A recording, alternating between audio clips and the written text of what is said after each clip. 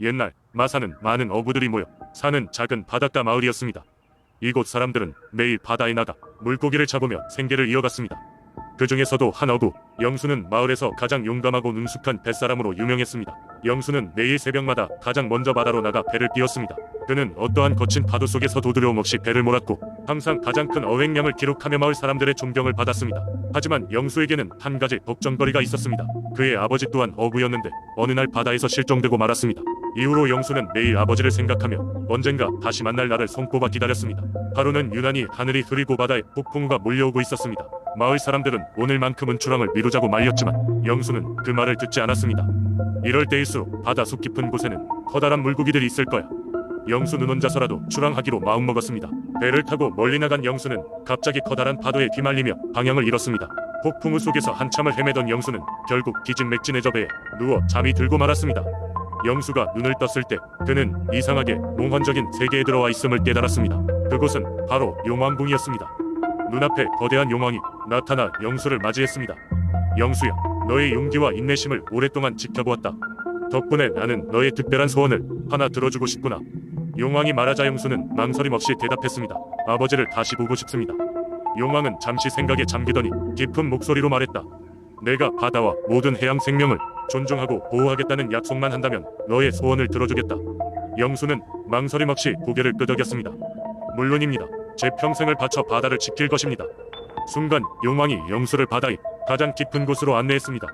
그곳에는 영수의 아버지가 멀리 서 있었습니다. 영수는 감격에 겨워 눈물을 흘리며 아버지에게 달려갔습니다. 두 사람은 함께 시간을 보내며 지나간 시간들을 이야기했습니다. 얼마 후 영수는 다시 배 위에서 깨어났습니다. 어김없이 바다는 잔잔해졌고 폭풍으로 인해 방향을 잃었던 배는 마을로 향해 있었습니다. 그날 이후로 영수는 용왕과의 약속을 지켰습니다. 그는 물고기를 잡을 때에도 항상 해양 생물들을 존중했고 더 이상 바다를 두려워하지 않았습니다. 마을 사람들도 그의 이야기를 듣고 바다를 더욱 아끼게 되었습니다. 이렇게 영수는 마산이 전설적인 뱃사람으로 남았습니다. 그의 이야기와 함께한 용왕과의 약속은 마을 사람들에게 오랫동안 전해졌고 마산 사람들은 오늘날까지도 바다에 나갈 때마다 그 믿음을 가슴에 새기고 있습니다. 두 번째 이야기. 옛날 옛적 안동이라는 작은 마을에서는 사람들이 매일같이 풍요롭고 평화로운 생활을 즐기고 있었다. 이 평화의 중심에는 마을 외곽에 세워진 장군석이라는 신비로운 바위가 있었다. 사람들은 이 바위가 마을을 지켜주는 수호신이라고 믿었고 장군석에게 정성스러운 기도를 드렸다. 안동에는 긴 겨울이 지나고 봄이 오면 마을 사람들 모두가 모여 장군석 앞에서 축제를 열었다. 사람들이 북을 치고 춤을 추면서 노래를 부르는 동안 장군석은 대지에 축복을 내려주어 풍년을 기원했다. 이러한 축제는 대대로 이어져 내려왔고 마을 사람들 모두가 가장 손꼽아 기다리는 행사가 되었다. 그러나 어느 해 갑작스러운 재난이 안동을 덮쳤다. 하늘에서는 먹구름이 짙게 드리워 번개와 천둥이 그치지 않았고 강한 비바람이 며칠 동안 계속되었다. 마을은 온통 물에 잠기고 농작물은 모두 잠겨 상할 위기에 처했다. 마을 사람들은 이러한 재난이 장군석을 소홀히 대했기 때문일지도 모른다고 생각하였고 그들은 장군석에게 용서를 빌기 위해 정성을 다해 기도하기 시작했다. 어느 날 마을의 가장 지혜로운 노인이 장군석의 비밀을 풀기 위해 혼자서 길을 나섰다. 그는 장군석 앞에 앉아 몇 날 며칠을 꿈에도 깨어나지 않았고 드디어 하얀 옷을 입은 전설적인 장군의 환영을 보았다. 장군은 노인에게 말했다. 고난을 이겨낼 힘은 바로 너희 안에 있다. 서로를 믿고 합심하여 함께 나아가는 것이 해답이다. 이 말을 듣고 노인은 마을로 돌아와 사람들에게 장군의 메시지를 전했다. 마을 사람들은 그 말을 믿고 서로를 격려하며 재난을 극복하기 위한 노력을 기울이기 시작했다. 그들은 홍수에 맞서 둑을 쌓고 농작물을 보호할 방법을 함께 고민했다. 그 결과 마을은 점차 안정을 되찾았고 장군석 아래에서 다시 축제를 열 수 있게 되었다. 이 이야기는 안동 사람들에게 중요한 교훈을 줬다. 장군석은 단순한 돌이 아니라 서로의 믿음과 협력의 상징이었다. 장군석의 전설은 지금까지도 안동 사람들을 하나로 묶어주며 마을의 안녕을 위한 힘으로 자리 잡고 있다. 세 번째 이야기. 옛날 옛적 한국의 정읍이라는 작은 마을에는 설의 장군이라는 용맹한 영웅이 살고 있었다고 전해진다. 그는 하늘에서 내려온 천상의 존재가 아니라 인간 세상에서 태어난 평범한 인간이었지만 비범한 능력과 정의로운 마음을 지녔다. 그가 어릴 적부터 마을 주민들은 그의 특별한 능력을 알아차렸고 그 능력은 자라가면서 더욱 강력해졌다. 어느 해 정읍 마을은 끔찍한 가뭄과 그로 인한 기근으로 큰 어려움을 겪고 있었다. 마을의 농작물은 타들어갔고 우물들은 바닥을 드러냈다. 마을 사람들은 비를 내리게 해달라고 신에게 기도를 드렸지만 하늘은 여전히 맑기만 했다. 그때 설의 장군은 마을 어르신들과 자문을 구하고 자신이 영혼을 모셔오는 특별한 의식을 하기로 결심했다. 설의 장군은 깊은 산속으로 들어가며 그곳에서 이래 동안 음식과 물 없이 기도와 명상을 했다. 일곱째 날의 밤 산속에서 빛나는 한 인물이 그에게 나타났다. 이는 설의 장군의 조상으로 이 상황을 타개할 방법을 알려주기 위해 찾아온 것이었다. 조상은 설의 장군에게 말하길 마을 산천에 있는 한 오래된 바위에 봉인되어 있는 용의 전기를 풀어주면 비가 내릴 것이라고 했다. 설의 장군은 곧바로 지체하지 않고 마을로 돌아와 조상님께 들은 이야기를 전했다. 마을 사람들은 그가 말한 바위를 찾아 나섰고 드디어 마을 근처의 언덕 위에서 바위를 발견할 수 있었다. 바위는 오래되고 커다란 형태로 그 누구도 그 안에 특별한 것이 있다고는 상상하지 못할 정도로 평범해 보였다. 사람들이 모여있는 가운데 설의 장군은 조심스럽게 바위에 접근했다. 그는 기도를 올리며 바위 주위를 돌기 시작했고 그 순간 바위가 천천히 갈라지면서 안에서 맑은 물이 쏟아져 나왔다. 그 물은 곧바로 하늘로 솟아올라 구름을 형성했고 얼마 지나지 않아 시원한 비가 내리기 시작했다. 그 비는 마을의 모든 농작물을 적시고 우물들을 다시 가득 채웠다. 마을 사람들은 설의 장군의 지혜와 용기에 감사하며 그를 마을의 수호신으로 모시게 되었다. 그 후로 정읍 마을에서는 매년 설의 장군을 기리는 제사를 지내며 그가 보여준 헌신과 용기를 기리게 되었다고 한다. 그리하여 정읍은 설의 장군 덕분에 다시 번영을 되찾았고 마을 사람들은 그를 영원한 수호신으로 숭배하게 되었다. 네 번째 이야기. 옛날 옛적 지금의 익산 지역 주변에는 작은 마을이 하나 있었습니다. 마을 사람들은 풍작과 평안을 기원하며 사계절 내내 열심히 농사를 지었고 전통신앙과 함께 조상신들을 섬기며 살았습니다.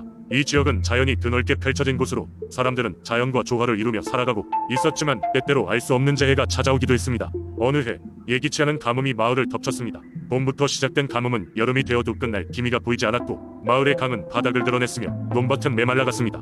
마을 사람들은 모두 불안해졌고 급기야 마을 지도자는 마을이 높은 곳에 있는 제단에서 신께 기도를 드리기로 했습니다. 이 마을에는 특별한 여인이 있었습니다. 이름은 알 수 없지만 마을 사람들은 그녀를 할머니라 불렀습니다. 나이가 많았고 생활 같은 것을 잘 보살피며 마을을 돌보아 오던 지혜로운 분이었습니다. 할머니는 가끔 미래를 예측하거나 사람들에게 조언을 주어서 자연히 사람들의 존경과 신뢰를 받고 있었습니다. 어느 날 할머니는 꿈속에서 환영을 보았습니다. 꿈속에서 한 노인이 말씀하시기를 이대로 비가 내리지 않으면 마을은 곧 큰 재앙을 맞이할 것이다. 마을의 신성한 나무 아래에서 정성을 다해 제사를 지내게 되면 비가 내릴 것이다. 할머니는 이 꿈을 계시로 받아들였고 이를 마을 사람들에게 전했습니다. 마을 사람들은 지체 없이 할머니의 조언을 따르기로 결정했습니다. 신성한 나무 아래에 제단을 마련하고 각 가정에서 준비한 음식을 올렸습니다. 아이들부터 어른들까지 모두가 참여하여 정성을 다해 기도를 올렸습니다. 그리고 기적처럼 제사가 끝난 뒤 하늘에 검은 구름이 들이우더니 마침내 비가 쏟아지기 시작했습니다. 사람들은 환호성을 울렸고 마침내 가뭄에서 벗어날 수 있었습니다. 할머니의 예언 덕분에 마을은 큰 재앙을 피할 수 있었습니다. 마을 사람들은 그 경험을 통해 서로에 대한 신뢰와 공동체 의식을 더욱 깊게 하였고 특별히 할머니의 지혜를 더욱 존중하게 되었습니다. 이후로도 할머니는 가끔씩 마을의 중요한 순간마다 지혜로운 조언을 해주셨고 그 덕택에 마을은 계속해서 평화롭고 번영할 수 있었습니다. 이 이야기는 지금도 익산 지역의 한 전설로 남아있으며 사람들은 이를 통해 자연과 조상 그리고 공동체의 중요성을 되새기고 있습니다. 다섯 번째 이야기. 오랜 세월 동안 영동지방은 한국의 다른 지역들과 마찬가지로 비가 부족한 시기에 기후제를 지내왔다. 이 이야기는 그러한 기후제 중 하나가 가진 신비로운 경험에 대해 말해준다. 영동의 한 마을은 몇 달째 가뭄에 시달리고 있었다. 더 이상 참을 수 없게 된 마을 사람들은 기후제를 올리기로 결정했다. 이는 단순한 비의식이 아니라 마을 주민 전체가 참여하는 큰 행사였다. 마을 중심에 있는 커다란 광장에 제단이 세워졌다. 제단은 나무로 만들어졌으며 그 위에는 하얀 천이 덮여 있었다. 마을의 장로들이 하나둘 모여들면서 의식은 시작되었다. 장로들은 마주 앉아 신성한 노래를 부르기 시작했고 그 소리는 마치 바람이 부는 듯한 느낌을 주었다. 주민들은 그 소리에 맞춰 천천히 자리에 앉았다.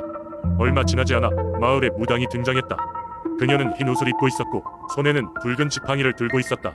무당은 제단 앞에 서서 눈을 감고 기도를 시작했다. 그녀의 기도는 마을 사람 누구도 이해할 수 없는 고대어로 이루어져 있었지만 그 목소리에는 강력한 힘이 느껴졌다. 무당의 기도가 한참 동안 계속되던 중 갑자기 하늘이 흐려지기 시작했다. 깜짝 놀란 주민들은 하늘을 쳐다보다가 다시 무당에게로 시선을 돌렸다. 그러자 무당은 지팡이를 땅에 꽂고 춤을 추기 시작했다. 그녀의 춤은 이 세상 이것이 아닌 것처럼 보였다. 마치 바람과 물이 합쳐진 것 같은 유연한 움직임에 모두가 숨을 죽이고 바라보았다. 드디어 무당의 춤이 끝나고 그녀가 제단 앞에 서서 손을 들자 마치 기다리고 있었다는 듯이 붉은 빗줄기가 쏟아지기 시작했다. 주민들은 환호성을 울렸고 아이들마저 빗속에서 뛰어다니며 기뻐했다. 놀랍게도 비는 하루 종일 내렸고 마을의 모든 강과 논에 충분한 물이 차올랐다. 그날 이후로 마을 사람들은 매년 그날을 기념하며 다시금 기후제를 올리게 되었다. 시간이 흐를수록 그 의식은 단순한 비가 오기를 바라는 행사를 넘어 마을 사람들이 하나가 되는 축제가 되었다. 비록 과학기술과 현대화가 발전하였지만 영동의 이 작은 마을은 여전히 매년 기우제를 통해 자연과 조상에게 감사하는 마음을 지켜가고 있다. 그날의 신비로운 경험은 사람들 마음속 깊이 자리 잡아 후손들에게도 계속 전해질 것이다.